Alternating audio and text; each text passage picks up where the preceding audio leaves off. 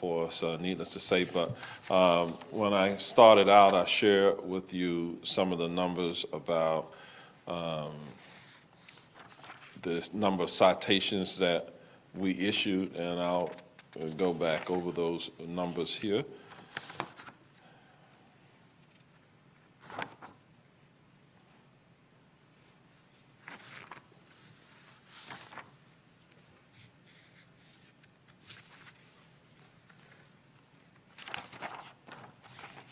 No, I just gave it to you, so no, it's here somewhere.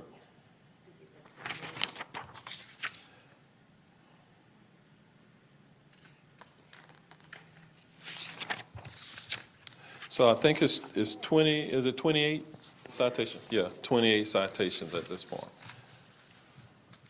Okay. All right, other questions? Troy Campbell with Channel 6 for you, Mayor Demings. We've spoken before about how you were reaching out to the faith-based community to reach underserved neighborhoods. Yesterday, we spoke with Commissioner Regina Hill, who mentioned they're even knocking on doors in some communities. So can you give an update on the county's latest efforts to first identify the specific areas that are being underserved, and then what's being done to make sure there's an equitable distribution?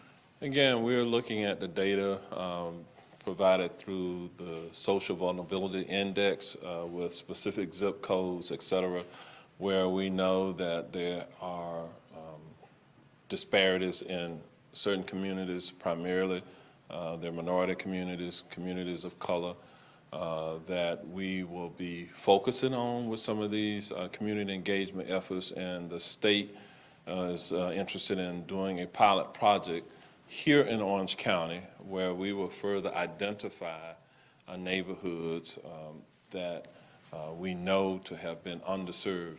We will then work with the state, who will pay for canvassers to come in, who will be from the community, the local community, who will be fluent in Spanish, English, and Haitian Creole. And we will work with those canvassers, but they will be paired with firefighter paramedics in the various jurisdictions who will then, from a list that will be produced through these partnerships with the faith community and other community partners, once that list is provided, we will go into homes of individuals who are not able to leave those homes, or while we're there, if they would like to be vaccinated and they meet the eligibility criteria, they will be vaccinated right in their homes. Okay. Question in Spanish. My name is Edgar Carrillo from Telemundo. Yo quisiera preguntar cómo va a afectar esta decisión del gobernador DeSantis el comportamiento de los equipos de trabajo, los strike teams. ¿Van a ellos a cambiar su actitud hacia los negocios? Es decir, en vez de emitir citaciones o multas que podrían ser eliminadas, ahora van a preferir entonces hacer solo advertencias. ¿Cómo va a afectar de ahora en adelante eso? So the question is how this new executive order from the governor will affect the way that the strike teams operate, and are we going to issue any citations, or instead of citations, just warning? Basically, what will be the effect on the strike teams? Well, at the very least, we're going to continue having our compliance teams go out and inspect businesses, just like we did for the 5 months or so prior to the enactment of the fines. We began the fine program in December of last year, so just a few months ago. The goal is to send them into businesses, to still have them comply, to work with them to provide collateral material, to give them other helpful information about how they can be successful in operating their business and keeping their patrons and employees safe at the same time. I forgot, sorry, Ilya. You got all of that, Ilya? I think so. Okay. Como mínimo, vamos a continuar haciendo lo que hemos estado haciendo por los pasados 5 meses, desde que se emitió la orden que imponía las multas por no observar el uso de mascarillas. Eso comenzó en diciembre del 2020. Así que la meta sigue siendo enviar a los strike teams a los diferentes negocios para hacer cumplir a estos dueños de negocio con las normas aplicables y además de eso asistirles en mantener un ambiente de seguro y un ambiente también seguro para los clientes que así los patrocinan. As far as finding businesses going forward, we have the county attorney's office reviewing our options. Con relación a imponer multas en un futuro cercano, estamos evaluando con el abogado del condado sobre cuáles son nuestras opciones. Hi, I'm Valerie from Fox 35. Just to clarify, Mayor, can you tell us, so for the businesses that have already been fined and paid their fines, will they get money back or not? Well, more than likely they will. If, as we review our legal options, more than likely we will have to refund their fines that were paid.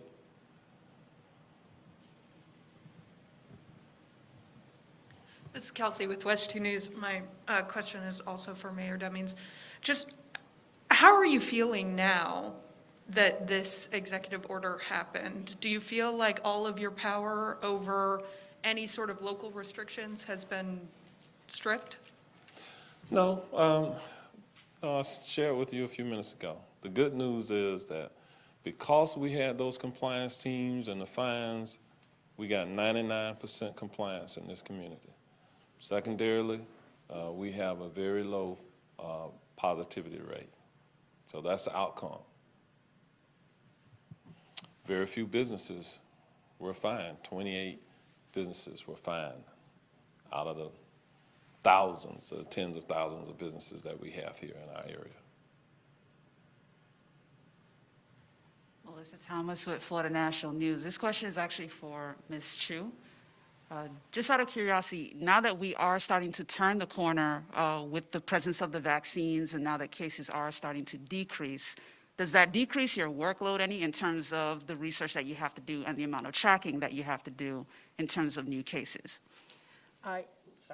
I think one part of the biggest part of the workload is part of the contact tracing. And so I think we can attribute this decrease in cases also to our good contact tracers and investigations. And so calling people and recommending the quarantines, and also working with OCPS to protect teachers and children and employees at OCPS, and removing persons who might be infectious from school settings. So, as well as other settings such as outbreak investigations and also in workplaces. And so it does decrease the load, but I think we still are working at 100% as we were previously, but we're able to get to more persons. Steve Hudak from the Orlando Sentinel. This is for Mayor Demings. I'm curious whether you think the executive order by the governor had anything to do with your decision to expand vaccination criteria for the Boys and Girls Clubs, if maybe it ticked them off? I have no way of knowing whether any of that impacted the governors. The governor has a tough job to do. I will acknowledge that. Obviously, because the federal government controls the inventory of vaccine and has instituted some eligibility criteria that was different from what the governor was doing. Here we are at the local level doing what I believe we need to do in the best interest of our citizens. Perhaps the governor was feeling somewhere in this marginalized, and so he took action. In spite of all of that, I may not like some of the actions that the governor takes, but we still have to work with the state to make sure that we take care of the people here in Orange County. Lauren Seabrook, Channel 9. Mayor, I think whenever you started fining businesses, it really, even just the threat of being fined really made a lot of businesses kind of shape up. Are you concerned that now, even though you've only given citations to 28 businesses, that now that that threat of fining the businesses is gone, people will loosen up a little bit? And what would you say to folks in our community who now say that this mask mandate is not enforceable? Well, we're going to still do what we have to do. As I said, we're going to still send our strike teams out, and we will still maintain a list of those who are non-compliant. And if I were a patron of said businesses, I wouldn't. If I have a concern about my personal safety, I simply would not patronize those businesses. So all of that, even prior to the enactment of the fines, I believe we were somewhat successful in gaining compliance just by having these public officials go in and do inspections. However, that hardcore group who were committed to not following the direction, that was a small group of businesses out of the thousands that we visited, a small group of them. We gained additional compliance when we had the fines put in place. And again, this isn't about treating the businesses unjustly. This is about making certain that the people are safe during a public health crisis. As I indicated in my commentary earlier, people are still dying, people are still getting infected, and if there was something that we could have done to hold people accountable, that's what I wanted to do. And so we accomplished that. You know, we got 99% compliance out of it. So I don't think it was all for naught is what I'm saying to you. It served a purpose, and we accomplished generally our goal. Mayor Demings, I have one question for you this afternoon, coming from Ryan Lynch with the Orlando Business Journal. How much of the new funds from federal government do you expect to go to businesses compared to CARES, and will county programs be similar to CARES? Well, we wanted the passage of the legislation first to occur, and between my staff and I, we have started the conversation about how to program those dollars. We will then take a plan to the Board of County Commission for their confirmation, and we'll begin to administer those dollars within our community. We do have to wait on the U.S. Department of Treasury to issue the guidelines, and so until we get the specific guidelines, and it always takes a few days for that to happen. As soon as we get the guidelines, we can then formalize that spending plan. So sometime next week, we will have a pretty good idea, I think, of what that spending plan looks like, and then we will have to, again, share and communicate that plan with our commissioners. Okay? That's it? All right. Well, we'll hope to see you all back here on Monday at 4:30.